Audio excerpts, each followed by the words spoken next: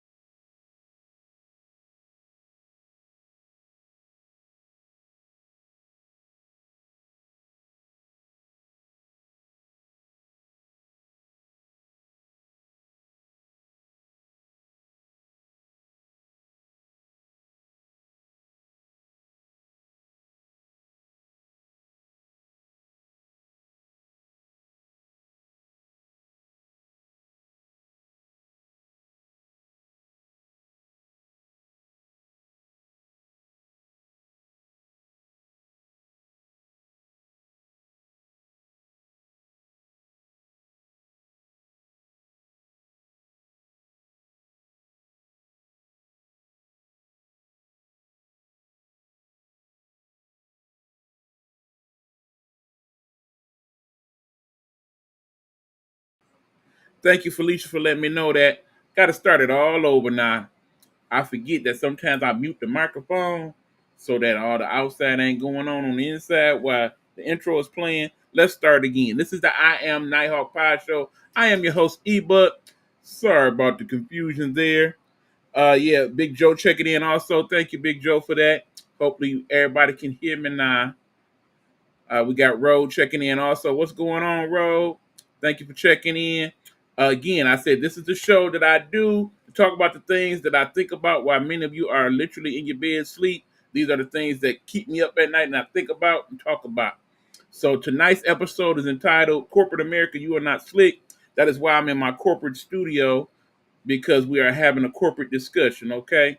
So we are going to talk about that topic. And then I got another topic of interest. And keep in mind, I'm going to propose this to you in a way that we've never done here on the show before, utilizing some tools that I have added to my toolbox, okay? What you see that segment. Then, of course, I also want to have a brief but important discussion about something very important going on here and something that we have started to champion throughout the network. So we'll have that discussion there at the end. But let's get it started, shall we? We got about an hour, so we want to get into it. Now, I have entitled tonight's show Corporate America, You Not Slick, because I need y'all to understand that we are in a game that is constantly being played by not only our corporate structures, but also our governments, as in more than one, because they all play this game to some degree, okay? Understand that right now, the thing that we want most from our current administration, more than anything else, is for the economy to get better. And in short, things cost too much money as opposed to what they did. Now, we have that full understanding that if we look back 10, 20, 30 years ago, things clearly cost more than they did in the past, okay? Now, understand some of those things are very much the same. An apple is an apple, all right? An orange is an orange. It may be grown in different years, but essentially those things are the same, correct? Now let's talk about what is not the same, okay? Mainly the price of said apple and orange. Because an apple that you may have paid 25 cents for 30 years ago may cost you $1.25, $1.59. And then also understand that those items may be the same in one place and the same in another place, but the price might be different. These are the United States of America, where you can go in one state and pay $1 for a product, but then go to another state and pay $3.50 for that same product. Is that fair? Of course not. But because how things are structured here in corporate America, where they make these decisions for us every day in regards to what to do, there is that. Now, a very key part of this conversation is the fact that we have all these so-called tariffs going on, where some countries are being charged more, countries are being charged less to bring their goods here into the country. Now, if you don't understand tariff, let me just break that down simple. It's a tax, okay? You want to sell your stuff here in America, you are now being taxed more for it than you have been. If you want to send your stuff from here to other countries, you're going to get taxed more than that. In regards to how we doing them, many countries say, okay, you going to do me like that? I'm going to do you like that. You ain't going to be the only one making money off of this. Okay, and then of course, corporate America would have us believe, okay, well, since they're charging more for us to bring the stuff in, you know what that means? We got to charge you guys more to get it to you. It's a cycle, and we all got to do our part. But let's get to the crust of this real conversation, people. What this really boils down to is simply this. They want us to pay them. And they want us to pay them more than we've paid them the time before. Corporate America's simple motto is this: profit. Profit. More money. Sell it. Buy it. Sell it. Make more money. More money, more money, more money. Not the same money. Not less money. More money. And it's the job of the people that sits in these offices here to figure out ways to get the most money they possibly can to said corporation, so that the higher ups, the CEOs, the big bosses, many of which are people that don't look like me and probably don't look like most of you in my audience, can get more money so that their average salary continues to increase, that their bonuses continue to increase, so that in the end, they benefit most of all. The big money, okay?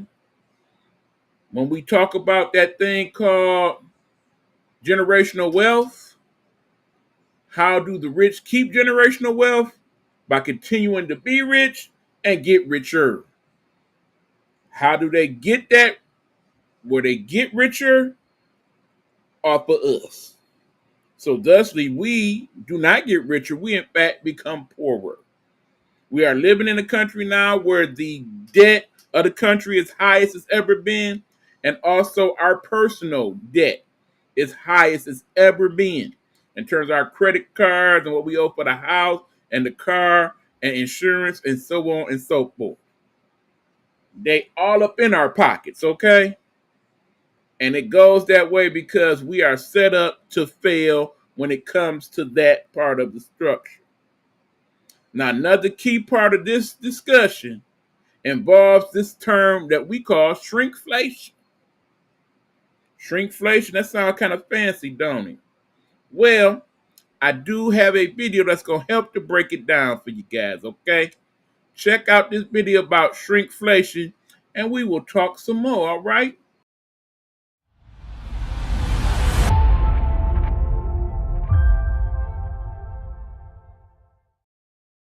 The term shrinkflation comes from combining shrink and inflation and refers to the practice of manufacturers reducing the size or quantity of a product while maintaining its original price. It is a less overt price increase, allowing companies to mitigate rising production costs without directly charging more per unit. While it may initially go unnoticed by consumers, shrinkflation has significant implications for purchasing power, economic perception, and brand trust. The concept of shrinkflation isn't new. It often emerges during periods of economic pressure, particularly when inflation rises and businesses face higher costs of raw materials, labor, and transportation. Instead of raising prices, which may deter customers or provoke negative reactions, companies subtly adjust product dimensions or weights, hoping to maintain profitability while keeping prices stable.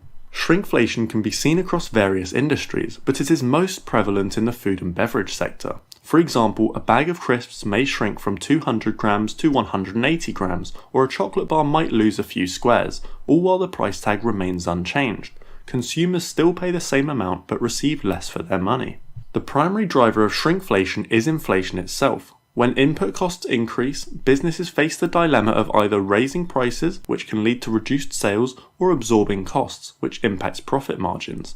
Shrinkflation serves as a middle ground by preserving the appearance of price stability. Research shows that consumers are more likely to notice a price increase than a size decrease. By keeping prices constant, companies avoid triggering immediate negative reactions, relying on subtlety of the change to minimize the backlash. In recent years, supply chain disruptions, often exacerbated by geopolitical tensions or natural disasters, have increased costs for businesses. Shrinkflation provides a tactical response to these financial pressures. In more competitive markets, price points are a key differentiator.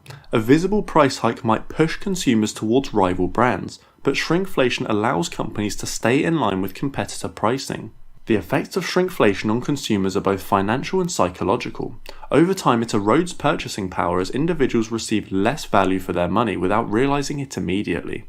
This hidden inflation leads to distrust when consumers eventually notice the changes. From a macroeconomic perspective, shrinkflation complicates inflation measurement. Official inflation indices such as the Consumer Price Index primarily track price changes rather than size reductions. As a result, the real cost of living rises faster than data suggests. This discrepancy can obscure the true impact of economic challenges on households and hinder effective policy responses. For businesses, shrinkflation can be a double-edged sword. While it helps maintain margins in the short term, the strategy risks damaging long-term brand loyalty. In the digital age where consumers can share their grievances widely on social media, revelations about shrinkflation can harm a company's reputation and lead to customer attrition.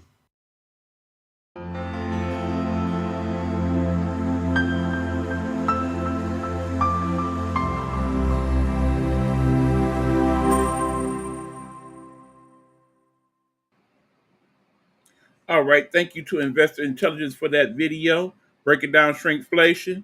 Now I know some of y'all see that and be like, okay, I get it. Some of y'all may need to break it down a little bit further. Okay, let's do that. Here's what it boils down to.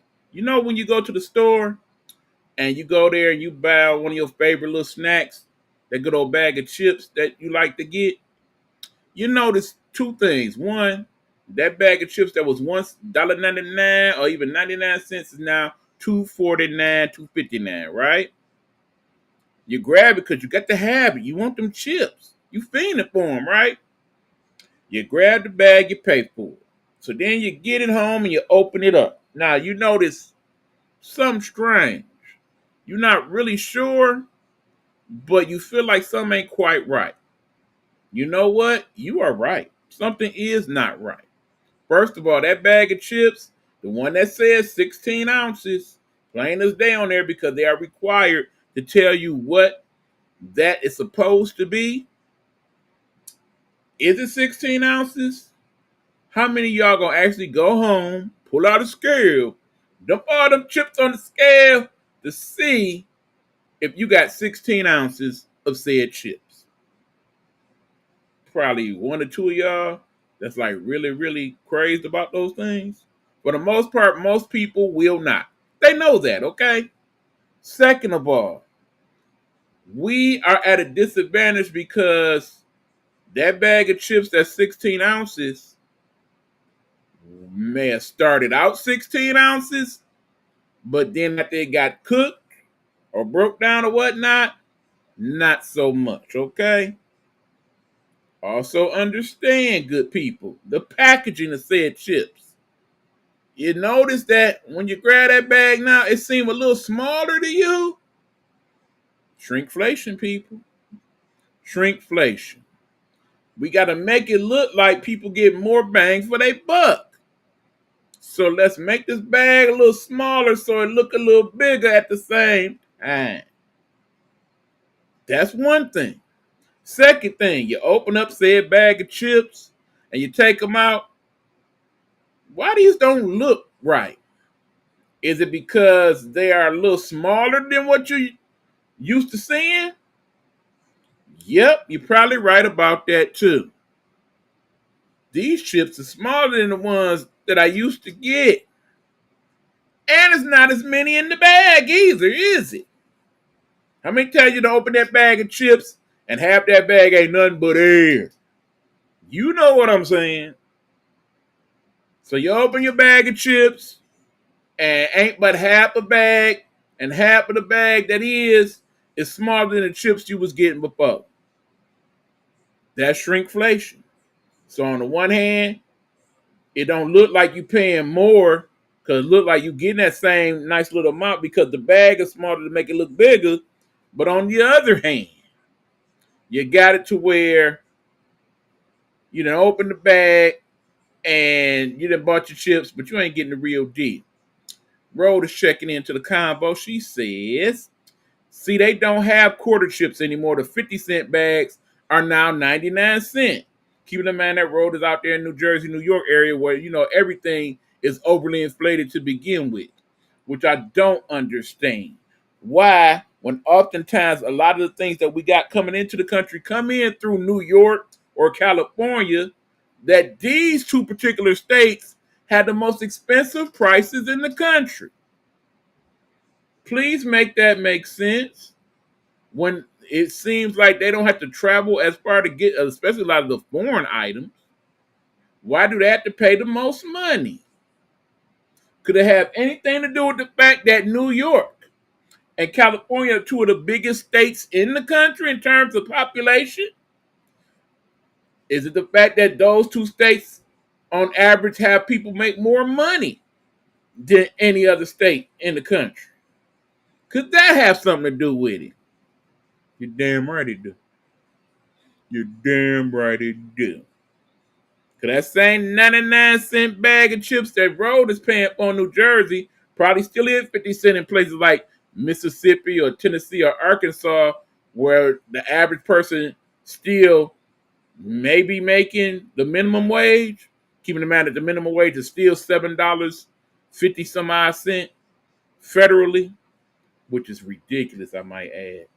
Remember, once upon a time, the House of Representatives had a bill, and among the many other things that would have made life a lot better for people that look like us, people with our type of money, was the bill that was going to make the national federal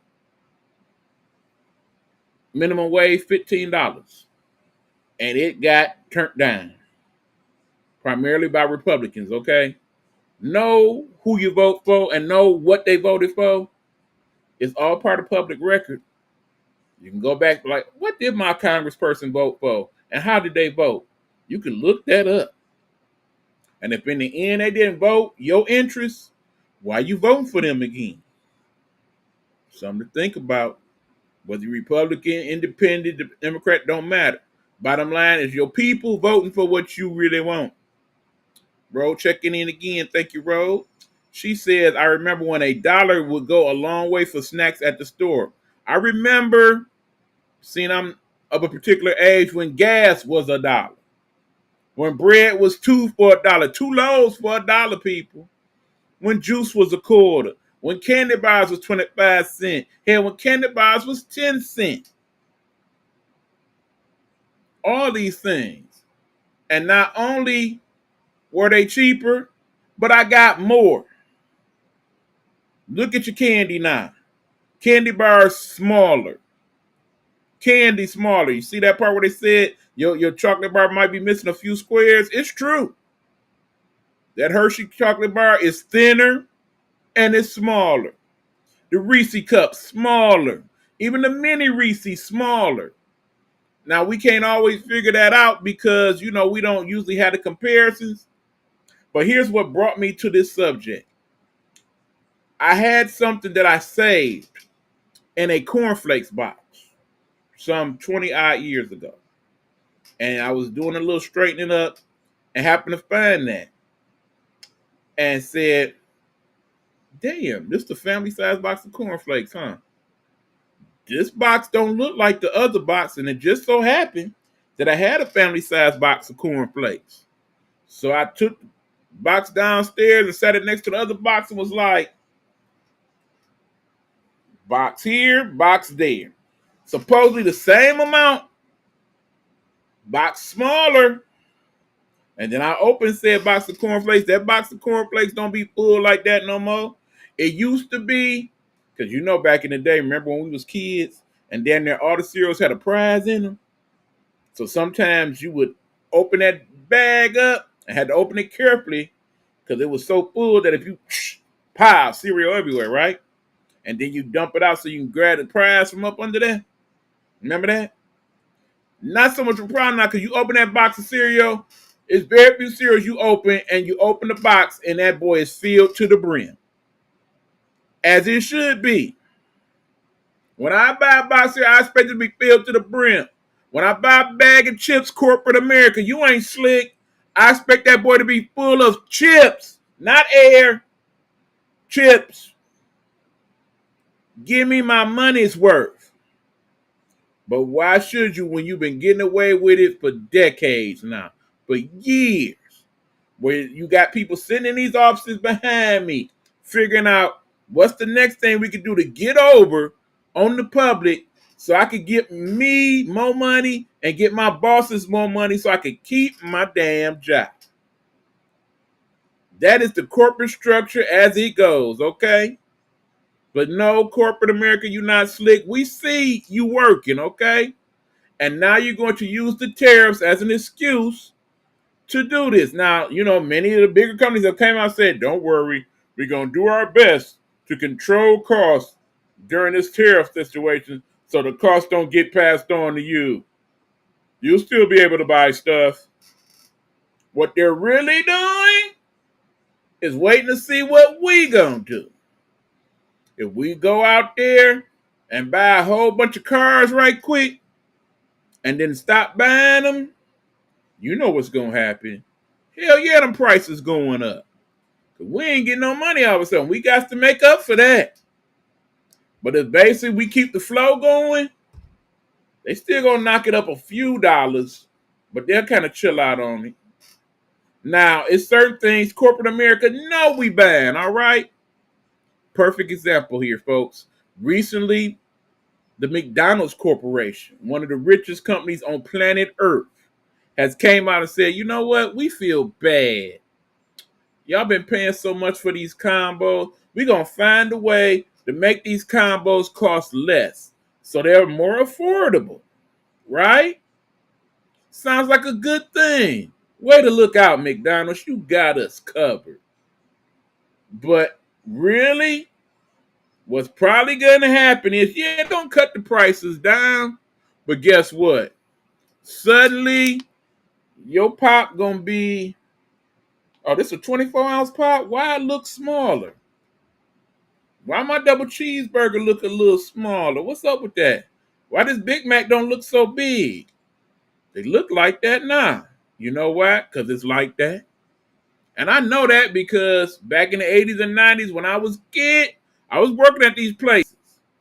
Okay, granted I wasn't as big as I am now, but it ain't like my hands grew that much to where I don't recognize, hey, I'm cuffing this McChicken with no problem. Back in the day, this boy used to be falling all off the bread. All about my hand. I got a Wendy's chicken sandwich the other day. Like, look, man, as many of these as I ate when I worked at Wendy's, I know these chicken patties ain't the same size no more.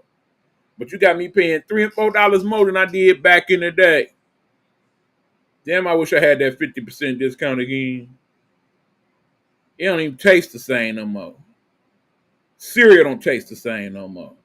So whatever they was doing was not as cost effective as what they're doing now. So yeah, let's do that. So they still buy the cereal.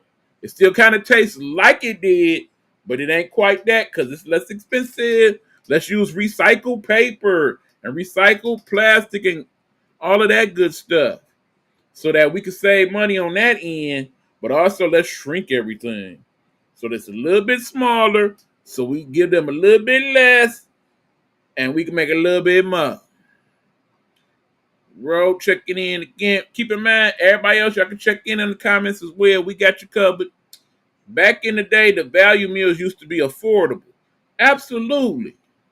You used to be able to take a family of 4 out to eat with a hot $20 and everybody ate a little something. Now that same $20, depending on where you go, may not even feed you. And I ain't even talking about people big as me. I'm just about basic person A. Some places expensive like that.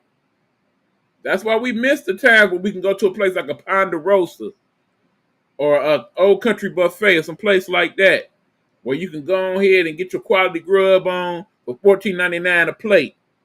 All you can eat. Not so many of those places anymore.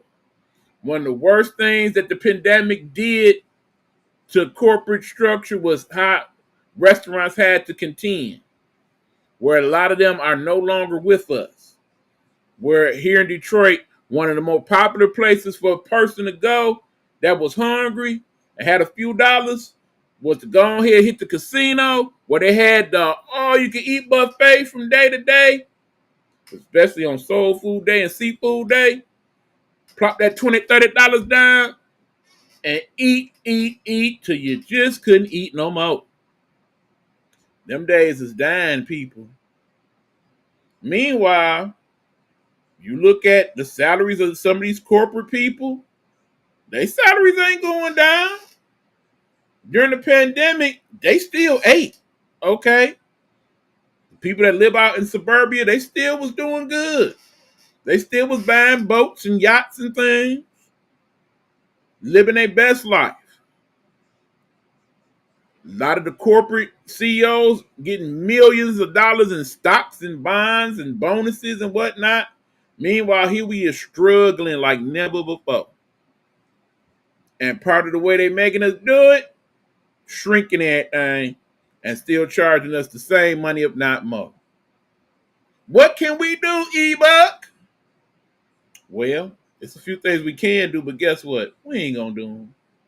The obvious first thing is like, look, if that's what I gotta pay for your product and that's how you doing me, I ain't buying your product no more. In some cases, that's not only gonna work, it is gonna be exactly what happened. So as you see, every couple of weeks, some person will be like, yep, that's it for this company. We up out of here. Can't afford to do it like this no more. So yeah, that's gonna work in certain cases, but then there's things that we all eat, we all think we need and want to eat. Those things, like a McDonald's, like, I don't know, pick the fruit of meat of your choice. You're gonna keep eating those things. And they're gonna keep making them that way, and they're gonna keep jacking up the price slowly but surely and cutting down the amount you actually get. Because everybody ain't about to go home and break the scale out and weigh everything to make sure that what they're telling us is true.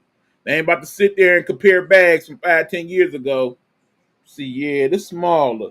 Yeah, this chip ain't the same as, yeah, y'all think y'all slick. They ain't gonna bargain hunt and be like, okay, yeah, damn these Lays, since they cost so much, I'm gonna get the bargain chips and mess with them. Because y'all know in the end, the Lays, they just hit different, okay? And more importantly, Lays know they chips hit different. That's why they do them. If they couldn't do it that way, then why would they come out with all these different types of chips that they do every year for Lays? Every year they come up with different variations, all dressed. Sour cream and onion and potato and cheese and bacon. They come up with a different type of chip every year. If that mess wasn't selling, they wouldn't keep doing it. Plain and simple. So yeah, as much as we have to worry about inflation, we got to worry about shrinkflation. And we need to make some decisions. As an economic group, we could all come together and be like, look, we're not buying this, and this no more. And that forces corporate America to make some decisions. Because understand, when eggs, back when it was $6 and $7 because of the bird flu, not that there wasn't no bird flu, I'm doing that because they say they jacked up the prices because of that. But think about how many thousands of eggs that we had and how many millions of eggs we could get from damn near any country on planet Earth. Because, you know, that's how we solved that problem ultimately. We got eggs from other countries that helped to bring the prices down because demand wasn't so bad. And eventually we got back to a more noticeable thing. But keep in mind, eggs still $3 and $4, people. Them same eggs that we used to pay for a dozen for 79 cents, they still about $4, $5. And Lord knows what they cost over there with Roll and out there in Cali. They probably still $8, $9. Crazy. Just crazy work how they do that. But long story short, until we figure out as a people, look, corporate America, y'all ain't slick. Y'all getting over on us. And I put it into it here. Until we figure that out with certain things, they're going to keep doing it. And it's going to keep working. And they're going to keep making their money. But I just need you to be mindful of those things. So maybe next time when you go grocery shopping and you figure, okay, I want this. Maybe you shouldn't get the more popular brand. Maybe you should get the lesser brand so you get more bang for your buck. That's all I'm saying. So anyway, that is that discussion, good people. Something to think about. When we come back to the show after these commercials from my Nighthawk Network, I want to talk about a subject that came up this week on my radar, and you're going to be like, wow. But even more important, wait till you see part of how I discuss this. Something new and unique here on the show, I Am Nighthawk, when we come back. After these words from my Nighthawk Network, you know the motto here at the network, people. Nighthawk Network, our voices for our people. If you're building your dream from scratch, mic in one hand, hustle in the other, this one's for you. Road to Stardom Network and Nighthawk Network present, a podcast for the indie by the indie, all genres, all grinds. From hip-hop to metal, jazz to trap, we're breaking boundaries. And it's not just artists. Entrepreneurs, creatives, and self-made bosses, we see you. We're giving you the spotlight. This ain't mainstream, this is your stream. Coming soon. Be ready.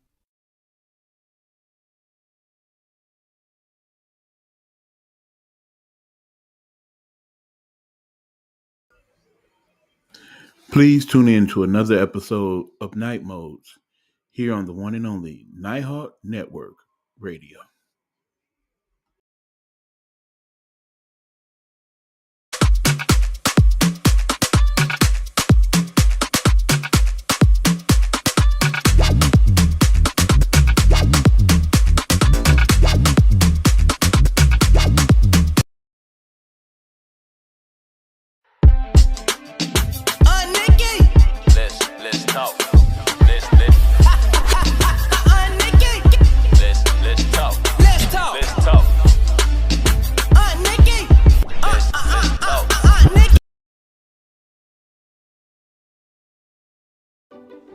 Nighthawk Network presents Pastor Sean Love.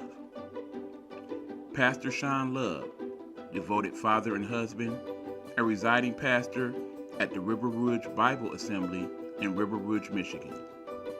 Join him as he gives us messages from God's Word, Bible study, and encouragement. You can find him on YouTube under Sean Love.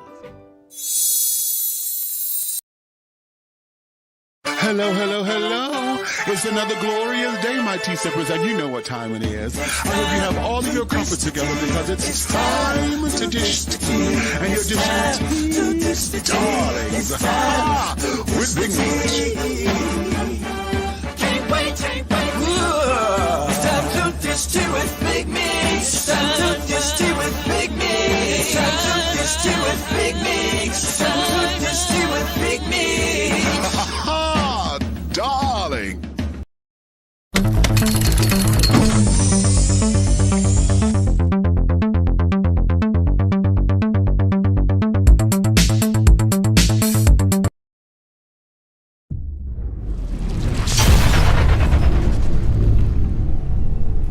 He talks sports his way.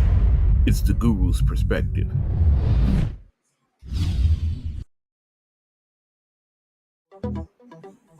Hey, this is your boy E-Buck. And if you're looking for some great desserts, something sweet, something to treat yourself with, please check out my girl Caramel Sweets here in the Metro Detroit area. She can make desserts for your function, your event, or just for that special someone you want to give something nice to.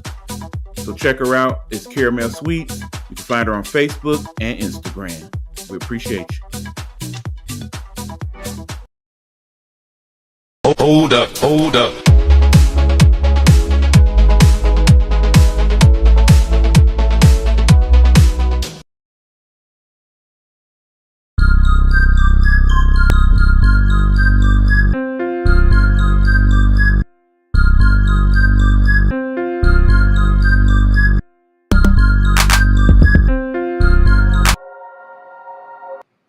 Hey, good people, what's going on? Your boy E-Buck is back here on the I Am Nighthawk Pod Show, talking about the things that I think about while many of you are sleeping.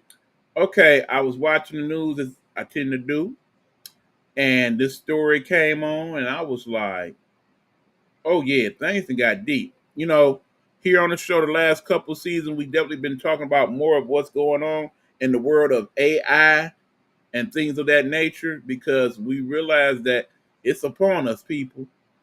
AI generation is here and it ain't going nowhere. And we need to understand just how deep it is. We also need to understand how to utilize it to our best advantage as people. So that being said, yeah, they're definitely doing that. Keep in mind, we are in this age where if you could think it, somehow, some way, there's a way to do it. And apparently that is what the thought process has been in China when it came to this particular situation.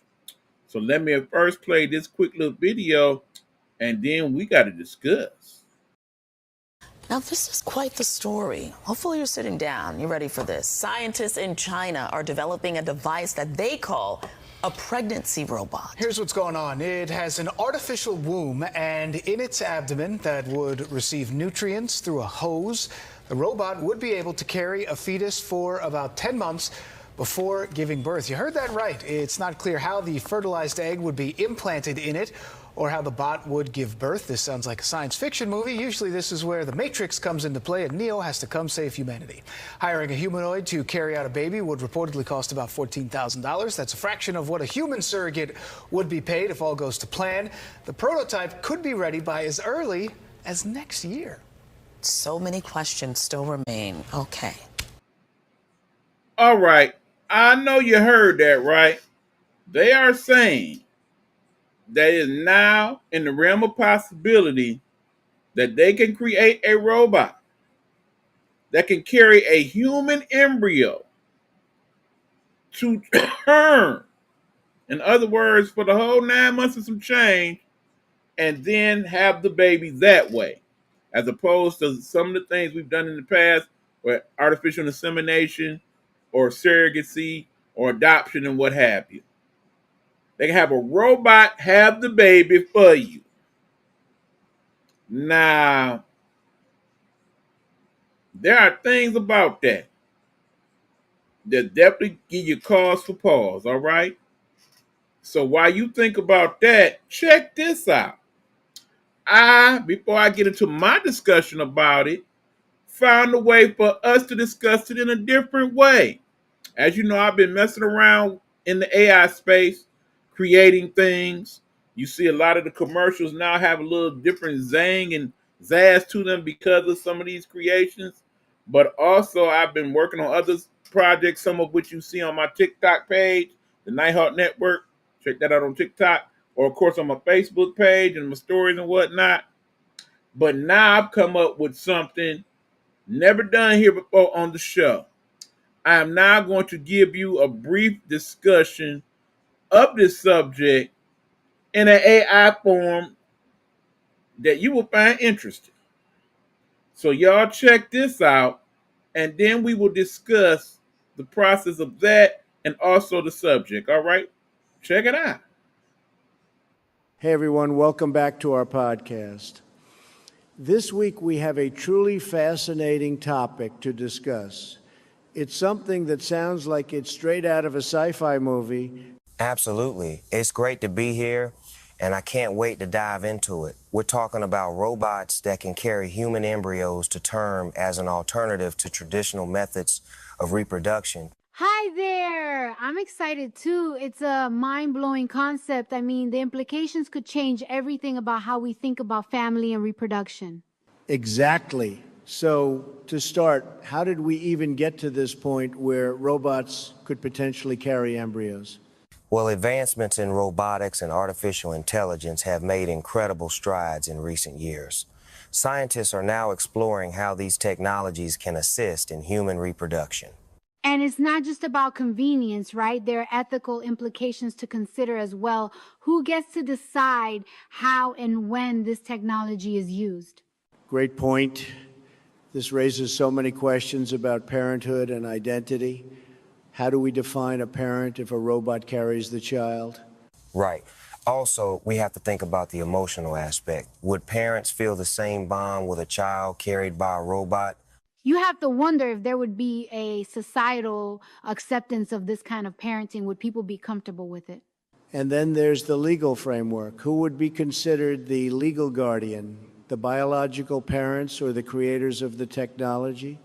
Exactly. And let's not forget about the potential health risks. How do we ensure the safety of both the embryo and the robot? It's a lot to unpack. Plus, we should consider the costs involved. Would this technology be accessible to everyone? These are all essential questions. Is there any ongoing research in this field that we should be aware of? Yes, indeed. Some research teams are already experimenting with artificial wombs, which could pave the way for robots to take on this role.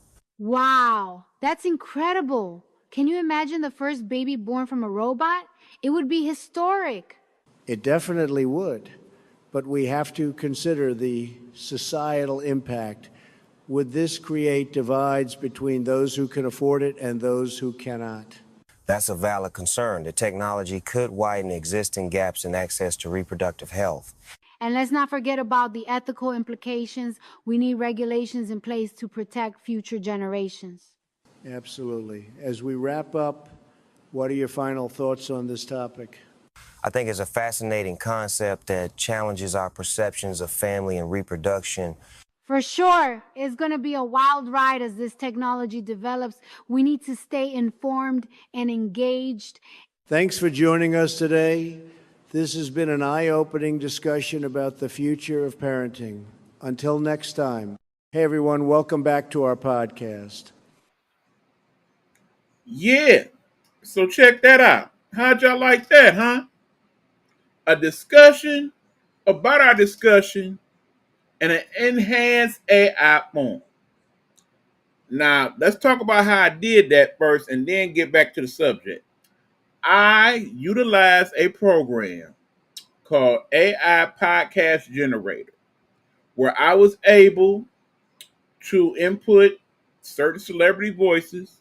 And I know y'all wonder, why you pick DT of all people? You know, he was first person on there, so I just threw him on there. And basically typed in what I want the discussion to be about. And then I hit the button that said auto generate. And within less than 5 minutes, that whole discussion was created using those voices and the AI. Okay? So all those points that they made, the AI came up with those points. All right? Very valid points, a lot of them, by the way. And it came up with the voice creations and all of that. Now, there are different variations of that AI podcast generator. If you wanted to know the exact one I use, you can go, I believe it was Gemini AI, and check it out. And, you know, they have a free version of that right now for you to play around with, so you can make one of your own. But, yeah, that is how involved that has come. Keep in mind, there are several other videos I wanted to show you in regards to the AI, but many of them were also AI created. So I did not know how valid their information actually was. It is so advanced that people are making AIs that look and sound just like you. Now, at some point, if I can find the technology and it's doable and the cost afforded, I want to actually do a good portion of a show using an AI created me to do said show. It's already in the realm of possibility for me to use my voice to do part of the show, and we're going to do that in a few weeks and see what that sounds like. It's also possible for me to come up with what those people actually said. We could have did it that way, where the celebrity voices basically go on a script that I wrote and describe the AI situation through how I would have them talk about it. It is very deep and involved, okay? This AI space is constantly evolving. That is why the class that I was going to take this summer for content creator was just a waste of my time because it is evolving so quickly. Half of what I would have learned in that class would already be null and void by the end of the year, I think. Easily. They're upgrading these things constantly every day, all day. Okay? Now let's point out a couple quick facts. One, this is a Chinese scenario where they're talking about this. China is well ahead of us in terms of advancements in technology. You American, look, damn all that. The proof is in the pudding. Go on TikTok. You see it for yourself. Japan, China, Taiwan, other countries, they're ahead of us, okay? Our education ain't getting it done. We need to learn this stuff and learn it better and quicker. We want to keep up with the rest of the world.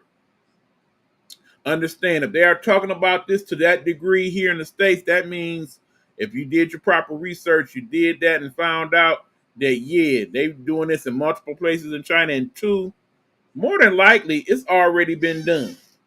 As we sit here right now, on this day 2020, on August 24th, 2025, somebody has already set it up to where one of these robot embryo babies have already been made.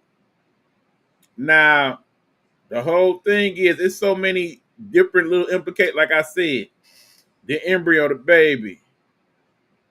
Who does have the right to that in the end? Is it just the parents? Is it the person who created the program for the robot? Is it the actual robot? I mean, understand the rate robots is going. Could it come to a point where the robot be like, I'm suing you? That is my baby. You cannot have it. I don't know where we going with this AI. These robots are already way smarter than you realize they is.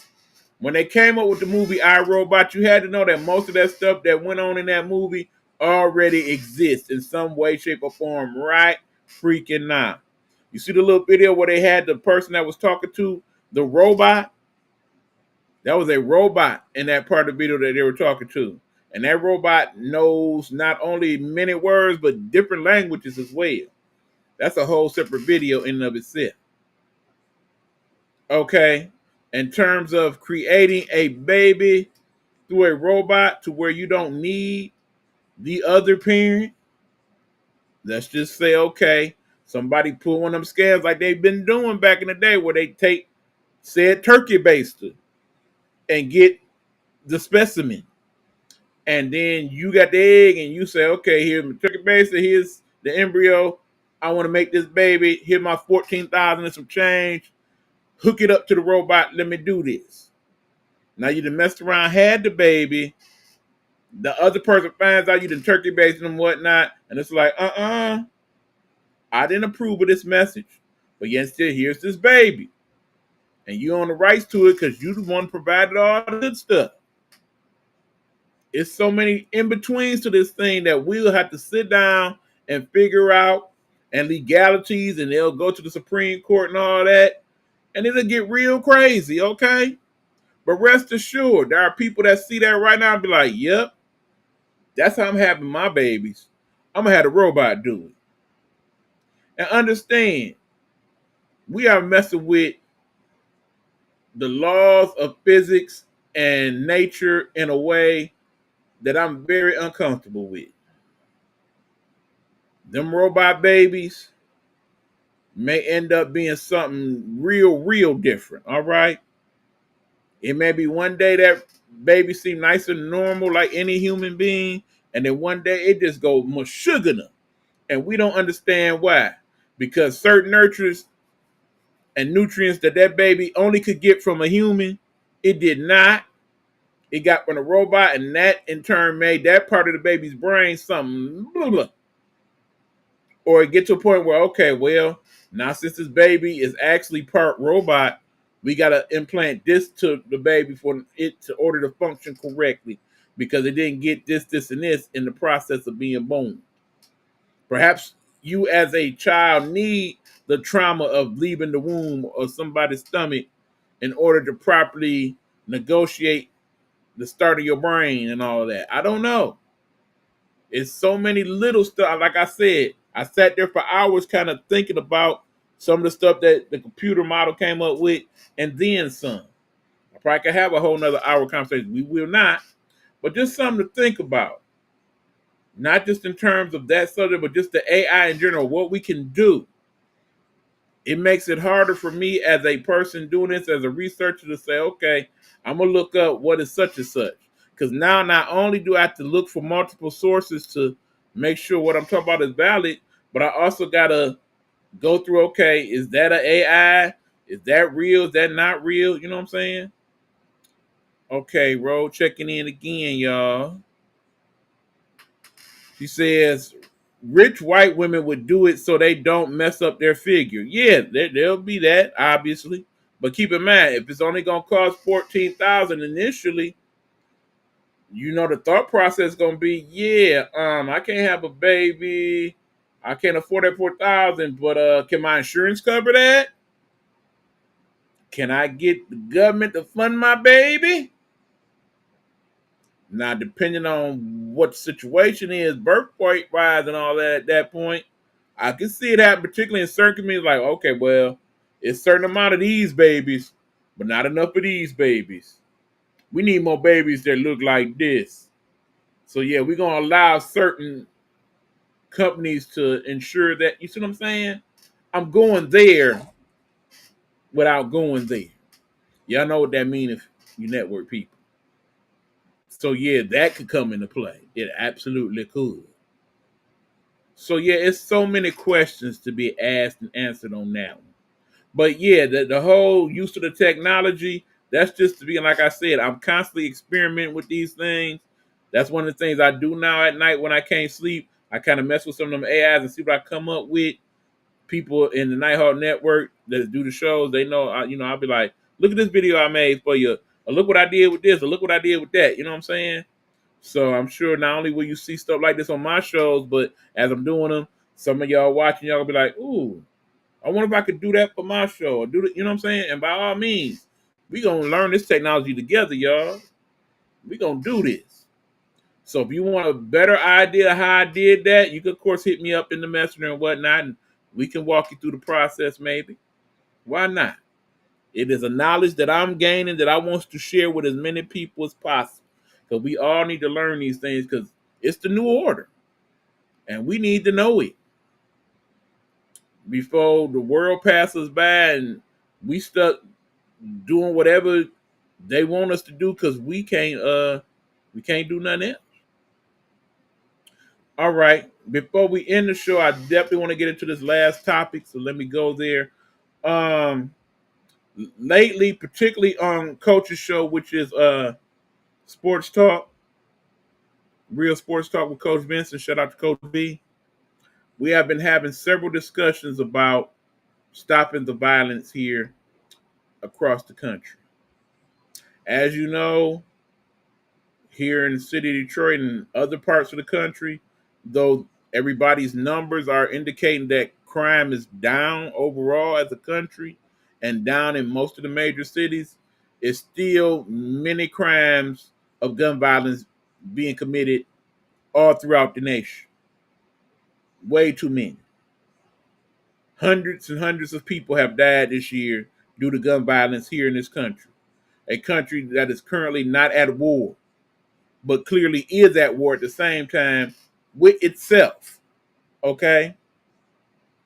Now, it's not like we can up and say, look, everybody with a gun, just throw it all in a box and give it here. And no more guns, period. That is not ever, ever, ever going to happen. It is not constitutionally allowed. People will not go for that, okay? Because in the end, you look at it like, look, I got my gun because they got their guns. And you're not going to leave me without no gun. Not to mention, I don't trust the government. It was a recent poll where it says only 30% of people trust the government to some degree, and very few of them trust it to a great degree. So just based on those two facts alone, people want their gun, they're going to have their gun, okay? Now, let's talk. All right? Like I said, it's going on way too much. Now, naturally, it goes down a little bit as the temperatures cool off because school starts and everybody's schedule changes and there's less activity on the streets at night on the weekends during the fall and the winter because of that. Simple fact of the matter. But yet they still go on to some degree. All right.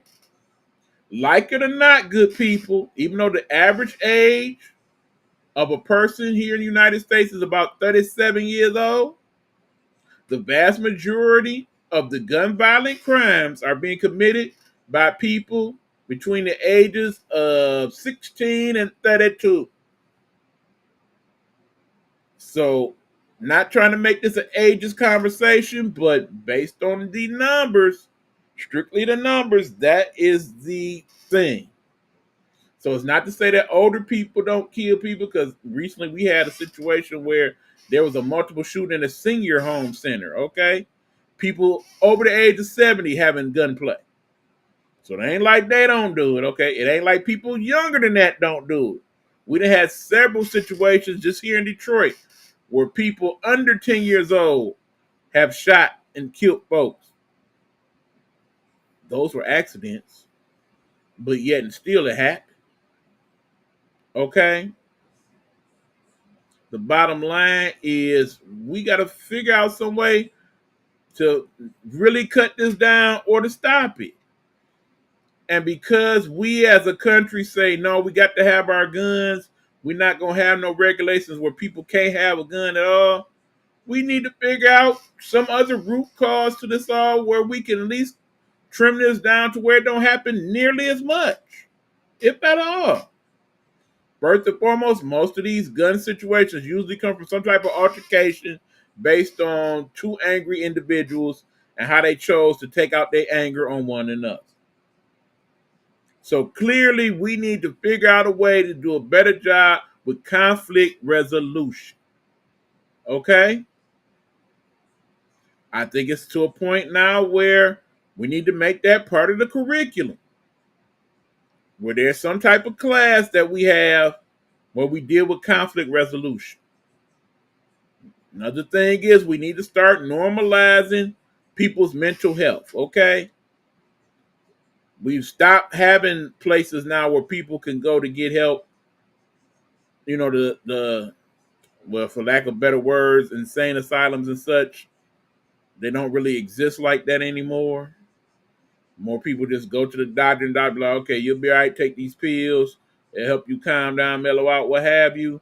But sometimes the pills seem to be much more harmful than dealing with the actual thing itself because of the side effects and all of that and so on and so forth. We got to figure out some way and space where that makes more sense and we deal with that a little better. Okay? Another thing we need to do at some point, figure out, look, if this is what's going to happen, we need to make it to where if you shoot somebody with that gun and it wasn't an accident, you did it on purpose, the penalty is great. Not just good, great. Because there's people walking these streets right now that have made somebody unalive and now is out of prison and walking around among us with the hopes that they don't do it again. There are people in our prisons now who have unalive people multiple times. In other words, went to prison for said thing, got out, and then did it again. Okay? Shouldn't be no strike 2, 3, 4, 5 with that. Gotta make it to where, okay, if you shot the person, we realized that it wasn't self-defense, it was because you couldn't control your anger and what have you, you gotta do a hot 25, hot 50 off rip. Because obviously we live in this day and age where it's just too cruel and inhumane to sentence people to death, even though there are people on death row and what have you. But I promise you, if you shot somebody with the knowledge of knowing that if you got caught and you get convicted, you going straight to the chair, I think you would deal with that a lot different. Remember, in other countries across the world, there is not this gun violence, okay? You get caught with a gun in certain places. Oh, that's it for you. You locked up, not letting you out. Not letting you out. Done. Ball game. Okay? They don't have these issues in certain countries. People have guns, you hardly know about it because you look on there like, damn, ain't nobody got shot over here in about 4-5 months straight. Wouldn't that be nice? In this part of the world, damn, ain't nobody got shot in months. I would love to say that and for it to be true. Because hell, even with what's going on in Washington, D.C. with the bringing in of the National Guard and all that, it's still crimes being committed in Washington, D.C. Don't let DT fool you. Stuff's still going on. It may be going on less, but it's still happening, unfortunately. And him sending these people to other cities and whatnot, could it help? Maybe. Possibly. But it still don't resolve the issue the way we really need it resolved, with stronger gun laws and stronger penalties for people that commit gun crimes. That's what we really need. Is it gonna happen? No. Because America sometimes ain't smart enough to get out our own way. The sad truth of the matter. But long story short, I ask simply this. The next time you get into that altercation and you sit there and think, okay, I know how to fix this. Click, click. I want you to sit and really think about the consequences of your actions. Because in the end, it may be your intentions to do that harm, but in the end, you the one that get harmed. And now you no longer can make any more decisions because you're no longer here. I want you to think about, okay, well, I done did this a few times. I ain't never got caught. I ain't worried about it. It ain't going to affect me. I'm tough. But then you look up one day and somebody in your family, in your circle of friends, have now been the victim of gun violence. Think about how that's going to make you feel. Think about how that's going to make your family feel. Really consider all things before you make that decision that's going to change the life of maybe you or the people around you for the rest of their lives and for the generations to come. Because now you no longer have your uncle, your cousin, your nephew, your mom, your daddy. Okay? Think about all the innocent people that might get hurt because of something you wanted to resolve with a weapon of mass destruction. Really have these thoughts with you as you make these decisions. In the end, back in the day when we used to duke it out, somebody won, somebody lost, but in the end they lived. They lived to see another day. And I'd rather have a black eye than a hole in the chest any day. Okay? We got to do better, people. And they say if you know better, you do better. We know better. We absolutely know better.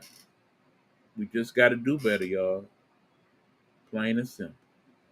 Well, anyway, I said I promised y'all about an hour. We went over a little bit. Sorry. It happens. But nonetheless, this has been the I Am Nighthawk Pod Show. Thank y'all for all y'all who tune in this evening live, or those of you that will tune in later on the rebroadcast. Feel free to leave your comments. If you have any show ideas, whatnot, leave them in my messenger and what have you. We appreciate you. Tune in to the next show that we have on the network, which will be Tuesday. We should be having Hugh pop back on with his Guru's Perspective. And also we will have our good buddy Queen Gemini popping on with Rumble Time. So check that out. And don't forget also Road to Stardom's new show, Indie Experience, will also be on Tuesday. So full slate of show the rest of the week. Also on the radio side of my radio, which is the Nighthawk Network Radio, this weekend we are having a special edition of something I'm calling Blue Eyed Soul. So basically we're going to have a celebration of Blue Eyed Soul weekend, Saturday, Sunday, and Monday for the holiday weekend. Some of your favorite artists from that genre singing some of their biggest hits. Please check that out for me as well. That is Blue Eyed Soul Weekend on Nighthawk Network Radio. Okay? So until then, y'all be safe.